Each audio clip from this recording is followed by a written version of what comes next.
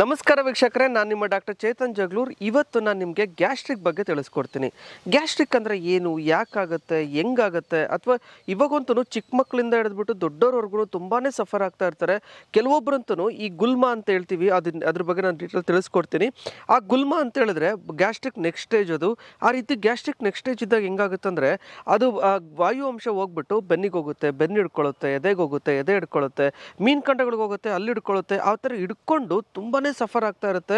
ಎಷ್ಟೊಂದು ಸರಿ ECG, endoscopy, colonoscopy ಏನೆಲ್ಲ ಮಾಡಿಸಿರ್ತೀರ, ಎಲ್ಲ ರಿಪೋರ್ಟ್ಸ್ ನಾರ್ಮಲ್ಲೇ ಬರುತ್ತೆ. ಆದರೆ ಈ ಗ್ಯಾಸ್ಟ್ರಿಕ್ ಅನ್ನೋದು ಕಂಪ್ಲೀಟಾಗಿ ವಾಸಿನೇ ಆಗ್ತಾರಲ್ಲ. ಆದರೆ ಒಂದೊಂದು ಸರಿ ಏನಾದರೂ ಈ ಬೆನ್ನು ಹಿಡ್ಕೊಳ್ತು, ಎದೆ ಹಿಡ್ಕೊಳ್ತು ಅಂತ ಹೇಳಿದ್ರೆ ಹೋಗ್ಬಿಟ್ಟು ಹಾರ್ಟ್ ಅಟ್ಯಾಕ್ ಆಗ್ಬಿಡ್ತಾ ಅನ್ನೋ ಥರ ಸಿಂಪ್ಟಮ್ಸ್ ಕಾಣಿಸ್ಕೊಳ್ಳುತ್ತೆ. ಹೋಗ್ಬಿಟ್ಟು ನೀವು ಎಲ್ಲ ಥರದ್ದು ECG ತೆಗ್ಸೋದು, TMT ಮಾಡಿಸ್ಕೊಳ್ಳೋದು, ಕೆಲವೊಬ್ಬರು ಆಂಜಿಯೋಗ್ರಾಮ್ ಕೂಡ ಮಾಡಿಬಿಟ್ಟು ಬಂದಿರ್ತಾರೆ. ಅದೆಲ್ಲ ರಿಪೋರ್ಟ್ಸ್ ಕೂಡ ನಾರ್ಮಲ್ಲೇ ಇರುತ್ತೆ. ಏನಪ್ಪ ಇದು, ಡಾಕ್ಟ್ರುಗಳಿಗೂ ಗೊತ್ತಾಗ್ತಾ ಇಲ್ಲ ನನಗೆ ಏನಾಗಿದೆ ಅಂತ ಅನ್ನೋದು ತುಂಬಾ ಪ್ರಾಬ್ಲಮ್ ಅನುಭವಿಸ್ತಾ ಇರ್ತೀರ. ಕೆಲವೊಂದು ಸರಿ ಸೈಕ್ಯಾಟ್ರಿಕ್ ಡಾಕ್ಟರ್ಗಳಿಗೂ ಕೂಡ ರೆಫರ್ ಮಾಡಿಬಿಡುತ್ತೆ. ಹಂಗಂದ್ರೆ ಆವಾಗಲೂ ಕೂಡ ಅವರು ಕೂಡ ಸೈಕ್ಯಾಟ್ರಿಕ್ ಮೆಡಿಸಿನ್ಸ್ ಎಲ್ಲ ಕೊಡ್ತಾ ಬರ್ತಾರೆ. ಕೆಲವೊಂದು ಸರಿ ನಿಮ್ದು ಏನೂ ಕಾಯಿಲೆ ಇಲ್ಲ ಅನ್ನೋ ಥರ ಆಗ್ಬಿಟ್ಟು ಎಲ್ಲ ನೆಗ್ಲೆಕ್ಟ್ ಮಾಡ್ತಾ ಇರ್ತಾರೆ. ಆದರೆ ನೀವು ಮಾತ್ರ ಸಫರ್ ಆಗ್ತಾನೆ ಇರ್ತೀರ. ಹಾಗಾದ್ರೆ ಇದೇನಿದು, ಯಾವ ಥರ ಇರುತ್ತೆ ಗ್ಯಾಸ್ಟ್ರಿಕ್ ಅನ್ನೋ ಸಿಂಪಲ್ ಕಾಯಿಲೆ ಇಷ್ಟೊಂದೆಲ್ಲ ನಮ್ಗೆ ಅನುಭವಿಸ್ತಾ ಇರುತ್ತಾ ಅಂತ ಹೇಳಿದ್ರೆ ಖಂಡಿತವಾಗ್ಲೂ ಅದು ಏನು ಅಂತ ಹೇಳಿದ್ರೆ, ಬಾಡಿ ಒಳಗೆ ವಾಯು ಅಂಶ ಮತ್ತು ಪಿತ್ತದ ಅಂಶ ಜಾಸ್ತಿ ಆಗ್ಬಿಟ್ಟು ಅದು ಬೆನ್ನಿಗೆ ಹೋಗುತ್ತೆ, ಬೆನ್ನು ಹಿಡ್ಕೊಳ್ಳುತ್ತೆ, ಎದೆಗೆ ಹೋಗುತ್ತೆ, ಎದೆ ಹಿಡ್ಕೊಳ್ಳುತ್ತೆ, ಮೀನು ಕಂಡಗಳಿಗೆ ಹೋಗುತ್ತೆ, ಅಲ್ಲಿ ಹಿಡ್ಕೊಳ್ಳುತ್ತೆ. ಕೆಲವೊಬ್ಬರಿಗೆ ತಲೆನೋವು ಬರ್ತಾ ಇರುತ್ತೆ, ಒಂಥರ ಚುಚ್ಚಿದಂಗೆ ಆಗ್ತಾ ಇರುತ್ತೆ, ಹೊಟ್ಟೆ ಹಸಿವು ಆಗ್ತಾ ಇರಲ್ಲ. ಆಮೇಲೆ ಕೆಲವೊಂದು ಸರಿ ಮೋಷನ್ ಗಟ್ಟಿಗೆ ಆಗ್ತಾ ಇರುತ್ತೆ, ಅದರಿಂದ ಪೈಲ್ಸ್ ಬರ್ತಾ ಇರುತ್ತೆ. ಇಷ್ಟೆಲ್ಲ ಸಮಸ್ಯೆಗಳ ಜೊತೆಗೆ ಕೆಲವೊಂದು ಸರಿ ಮಾನಸಿಕವಾಗಿ ತುಂಬಾ ಒತ್ತಡ ಅನುಭವಿಸ್ತಾ ಇರ್ತೀರ. ಇವೆಲ್ಲ ಲಕ್ಷಣಗಳು ಗುಲ್ಮ ಲಕ್ಷಣಗಳು. ಆಯುರ್ವೇದದಲ್ಲಿ ಶುಶ್ರುತೋಕ್ತ ಗುಲ್ಮ ಅಂತ ಹೇಳ್ತಾರೆ. ಇನ್ನು ಶುಶ್ರುತಾಚಾರ್ಯರು ಸ್ಪೆಷಲ್ ಆಗಿರ್ತಕ್ಕಂಥ ಡಿಸೀಸ್ ಅಂತಲೇ ಕನ್ಸಿಡರ್ ಮಾಡಿ ಅದನ್ನು ಮೆನ್ಷನ್ ಮಾಡಿದ್ದಾರೆ. ಅದಕ್ಕೇನು ಗಾಬರಿ ಮಾಡಬೇಡಿ, ಆಯುರ್ವೇದದಲ್ಲಿ ದ್ವಾಸಿ ಮಾಡ್ಬೋದು. ಕೆಲವೊಂದು ಮನೆ ಮದ್ದುಗಳು ತಿಳಿಸ್ಕೊಡ್ತೀನಿ, ಆಹಾರದಲ್ಲಿ ಏನೇನು ಮಾಡ್ಕೋಬೇಕು ಅನ್ನೋದ್ರ ಬಗ್ಗೆ ಡೀಟೇಲ್ ತಿಳಿಸ್ಕೊಡ್ತೀನಿ. ಇವಾಗ ನೋಡಿ, ಇವಾಗ ಮನೆ ಮದ್ದು ಏನು ಮಾಡಬೇಕು ಅಂತ ನೋಡ್ಕೊಂಬರೋಣ. ಇವಾಗ ಏನು ಮನೆ ಮದ್ದು ಮಾಡ್ಕೋಬೇಕು ಡಾಕ್ಟ್ರೆ ಹಂಗಾದ್ರೆ ಗ್ಯಾಸ್ಟ್ರಿಕ್ಗೆ ಅಂತ ಹೇಳಿದ್ರೆ, ನೋಡಿ ಮೇನ್ ಆಗಿ ನಿಮಗೇನಾದರೂ ಹೊಟ್ಟೆ ಹಸಿವು ಆಗ್ತಾ ಇಲ್ಲ ಅಂತ ಹೇಳಿದ್ರೆ ಅದಕ್ಕೆ ಸ್ವಲ್ಪ ಶುಂಠಿ, ಮೆಣಸು, ಹಿಪ್ಲಿ, ಲವಂಗ ಹಾಕ್ಬಿಟ್ಟು ಅದ್ರ ಜೊತೆಗೆ ಅದನ್ನು 1/4 ಪ್ರಮಾಣ ತಗೋಬೇಕು. ಒಂದು ಪ್ರಮಾಣ ಅಂದರೆ ಜೀರಿಗೆನ ಒಂದು ಪ್ರಮಾಣ ತಗೋಬೇಕು. ಅಂದರೆ ಫಾರ್ ಎಕ್ಸಾಂಪಲ್ಲು 100 ಗ್ರಾಮ್ ಜೀರಿಗೆ ತಗೊಂಡ್ರಿ ಅಂತ ಹೇಳಿದ್ರೆ ಶುಂಠಿ, ಮೆಣಸು, ಹಿಪ್ಲಿ, ಲವಂಗ ಎಲ್ಲ ಸೇರಿಬಿಟ್ಟು ಒಂದು 1/4 ತಗೋಬೇಕಂದ್ರೆ 25 ಗ್ರಾಮ್ ಆಗಬೇಕು.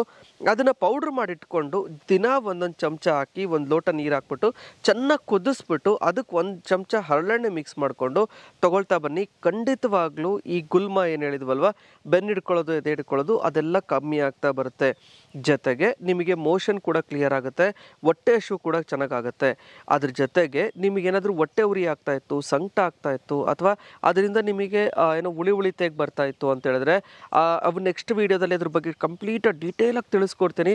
ಆದರೆ ಈ ಸಿಂಪಲ್ ಆಗಿರ್ತಕ್ಕಂಥ ಮನೆ ಮದ್ದು ತಿಳ್ಕೊಳ್ಳಿ. ಇವಾಗ ಏನು ಅಂತ ಹೇಳಿದ್ರೆ, ಅಮೃತ ಬಳ್ಳಿ ತಗೊಳ್ಳಿ. ಅಮೃತ ಬಳ್ಳಿಗೆ ಸ್ವಲ್ಪ ಅಜ್ವಾನ ಹಾಕಿ ಅಥವಾ ಕೊತ್ತಂಬರಿ ಕಾಳು ಹಾಕಿ ಸ್ವಲ್ಪ ಶುಂಠಿ, ಮೆಣಸು ಹಾಕ್ಬಿಟ್ಟು ಅದನ್ನು ಇವಾಗ ಅಮೃತ ಬಳ್ಳಿ ಅಂದ ತಕ್ಷಣ ಏನು ತಗೋಬೇಕು ಡಾಕ್ಟ್ರೆ, ಕಾಂಡ ತಗೋಬೇಕಾ, ಎಲೆ ತಗೋಬೇಕಾ ಅಂತ ಹೇಳಿದ್ರೆ ಖಂಡಿತವಾಗ್ಲೂ ನೀವು ಏನಾದರೂ ತಗೊಳ್ಳಿ. 1 ಲೋಟ ನೀರು ಹಾಕಿ ಚೆನ್ನಾಗಿ ಕುದಿಸ್ಬಿಟ್ಟು, ಅಂದರೆ ಫಸ್ಟ್ ಅದನ್ನು ಪೇಸ್ಟ್ ಥರ ಮಾಡಿಕೊಂಡು ಅಥವಾ ಎಲೆಗಳು ಹಾಕಿ ಕುದಿಸ್ಬಿಟ್ಟು ಅದಕ್ಕೆ ನಾನು ಅವಾಗಲೇ ಹೇಳ್ದಂಗೆ ಪೌಡ್ರನ್ನ ಮಿಕ್ಸ್ ಮಾಡಿಬಿಟ್ಟು ಚೆನ್ನಾಗಿ ಕುದಿಸಿ ಅದನ್ನು ಬೆಳಗ್ಗೆ ಒಂದ್ಸರಿ, ಮಧ್ಯಾಹ್ನ ಒಂದ್ಸರಿ, ರಾತ್ರಿ ಒಂದ್ಸರಿ, ಊಟಕ್ಕಿಂತ ಮುಂಚೆ ತಗೊಳ್ತಾ ಬನ್ನಿ. ಖಂಡಿತವಾಗ್ಲೂ ಈಗ ಉಳಿತೆಗೆ ಬಂದ್ಬಿಟ್ಟು ಹೊಟ್ಟೆ ಒಳಗೆ ಅಲ್ಸರ್ಸ್ ಆಗಿರ್ತಕ್ಕಂಥ ಪಿತ್ತಜ ಗುಲ್ಮ ಅಂತ ಏನು ಹೇಳ್ತೀವಿ ಅದು ಕಂಪ್ಲೀಟಾಗಿ ವಾಸಿ ಆಗುತ್ತೆ. ಏನೂ ಗಾಬರಿ ಮಾಡ್ಕೊಳ್ಳೋಂಥದ್ದು ಅವಶ್ಯಕತೆ ಇಲ್ಲ. ಇವಾಗ ಆಹಾರ ವಿಹಾರ ಏನು ಮಾಡಬೇಕು ಅಂತ ನೋಡ್ಕೊಂಬರೋಣ.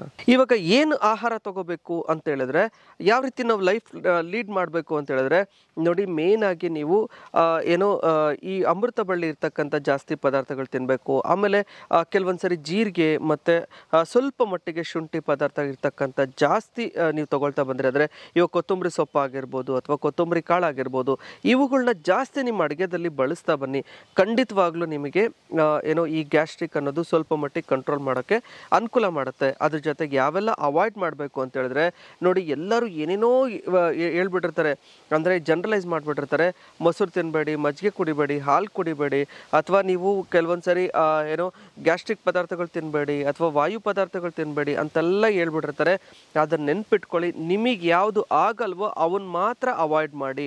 ಫಾರ್ ಎಕ್ಸಾಂಪಲ್, ಇವಾಗ ಲ್ಯಾಕ್ಟೋಸ್ ಇನ್ಕಾಂಟಿನೆನ್ಸ್ ಅಂತ ಇರುತ್ತೆ. ಅಂದರೆ ಹಾಲು ಕುಡಿದ್ರೆ ಕೆಲವೊಬ್ಬರಿಗೆ ಏನೋ ಗ್ಯಾಸ್ಟ್ರಿಕ್ ಆಗ್ತಾ ಇರುತ್ತೆ. ಆದರೆ ನೀವು ಕೆಲವೊಬ್ಬರಿಗೆ ಹಾಲು ಕುಡಿದ ತಕ್ಷಣ ಗ್ಯಾಸ್ಟ್ರಿಕ್ ಕಂಟ್ರೋಲ್ ಬರುತ್ತೆ. ನೀವು ನೋಡ್ಕೊಳ್ಳಿ, ಹಾಲು ಮತ್ತು ಹಾಲಿನ ಪದಾರ್ಥಗಳನ್ನ ತಿನ್ನೋದ್ರಿಂದ ನಿಮಗೆ ಗ್ಯಾಸ್ಟ್ರಿಕ್ ಕಂಟ್ರೋಲ್ ಬರ್ತಾ ಇದೆ, ಕಮ್ಮಿ ಆಗ್ತಾ ಇದೆ ಅಂತ ಹೇಳಿದ್ರೆ ಖಂಡಿತವಾಗ್ಲೂ ಅವನ್ನ ಜಾಸ್ತಿ ತಿಂತಾ ಬನ್ನಿ. ಅಂದರೆ ಕಮ್ಮಿ ಆದರೆ ತಿಂತಾ ಬನ್ನಿ. ಇಲ್ಲ ಅಂತ ಹೇಳಿದ್ರೆ ಏನೋ ಹಾಲಿನ ಪದಾರ್ಥಗಳು ತಿಂದಾಗ ಗ್ಯಾಸ್ಟ್ರಿಕ್ ಕಮ್ಮಿ ಆಗಲ್ಲ, ಇನ್ನೂ ಜಾಸ್ತಿ ಆಗ್ತದೆ ಅಂತ ಹೇಳಿದ್ರೆ ಖಂಡಿತವಾಗ್ಲೂ ತಿನ್ನಕ್ಕೆ ಹೋಗಬೇಡಿ. ಕೆಲವೊಂದು ಸರಿ ಆಲೂಗಡ್ಡೆ ತಿಂದರೆ, ಹಸಿಮೆಣ್ಸಿನ್ಕಾಯಿ ತಿಂದರೆ ನಿಮ್ಗೆ ಯಾವುದೇ ಥರ ಗ್ಯಾಸ್ಟ್ರಿಕ್ ಆಗಲ್ಲ. ಅಂಥವ್ರು ನೀವು ಆಲೂಗಡ್ಡೆ, ಹಸಿಮೆಣ್ಸಿನ್ಕಾಯಿ ಎಲ್ಲ ತಿನ್ನಿ. ಕೆಲವೊಬ್ರಿಗೆ ಮಂಡಕ್ಕಿ ಮಿರ್ಚಿ ಅಥವಾ ಫ್ರೈಡ್ ಐಟಮ್ಸ್ ಏನಾದರೂ ತಿಂದಾಗ ನಿಮಗೆ ಗ್ಯಾಸ್ಟ್ರಿಕ್ ಆಗುತ್ತೆ. ಅಂಥವರು ಏನೋ ಅವನ್ನೆಲ್ಲ ಅವಾಯ್ಡ್ ಮಾಡ್ಕೊಳ್ಳಿ. ಏನು ನಿಮಗೆ ಬಾಡಿಗೆ ಆಗುತ್ತೋ ಅವನ್ನಷ್ಟೇ ತಿನ್ನಿ. ಜನರಲೈಸ್ ಯಾವತ್ತೂ ಮಾಡಬೇಡಿ. ಯಾಕೆ ಜನರಲೈಸ್ ಮಾಡಬಾರ್ದು ಅಂತ ಹೇಳಿದ್ರೆ, ನಮ್ಮ ದೇಹದಲ್ಲಿ ಯಾವುದಾದ್ರೂ ಒಂದು ಕಂಟೆಂಟ್ ಕಮ್ಮಿ ಆಗಿದ್ರೆ, ಅಂದರೆ ನೀವು ತಿನ್ನಲಿಲ್ಲ, ಹಾಲು ಕುಡಿಲಿಲ್ಲ ಅಂತ ಹೇಳಿದ್ರೆ ಅಂದರೆ ಕ್ಯಾಲ್ಶಿಯಂ ಲೆವೆಲ್ ಕಮ್ಮಿ ಆಗ್ತಾ ಬರುತ್ತೆ.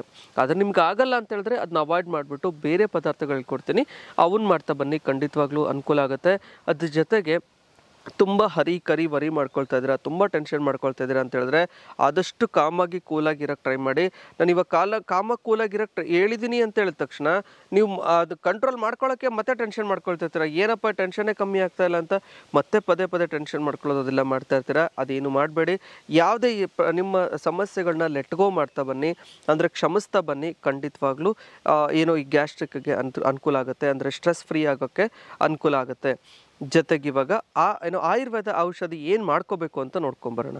ಇವಾಗ ಗ್ಯಾಸ್ಟ್ರಿಕ್ಗೆ ನಾವು ಏನು ಆಯುರ್ವೇದ ಟ್ರೀಟ್ಮೆಂಟ್ ಮಾಡ್ಕೋಬೇಕು ಅಂತ ಹೇಳಿದ್ರೆ, ಒಂದು ವಿರೇಚನ ಅಂತ ಒಂದು ಟ್ರೀಟ್ಮೆಂಟ್ ಇರುತ್ತೆ. ಆ ವಿರೇಚನ ಟ್ರೀಟ್ಮೆಂಟ್ ಮಾಡ್ಕೊಳ್ಳೋದ್ರಿಂದ ಬಾಡಿ ಒಳಗಿರ್ತಕ್ಕಂಥ ಟಾಕ್ಸಿನ್ಸ್, ಪಿತ್ತದಂಶ, ಕಫದಂಶ ಎಲ್ಲ ಬೇದಿ ಮುಖಾಂತರ ಹೊರಗಡೆ ಹೋಗುತ್ತೆ.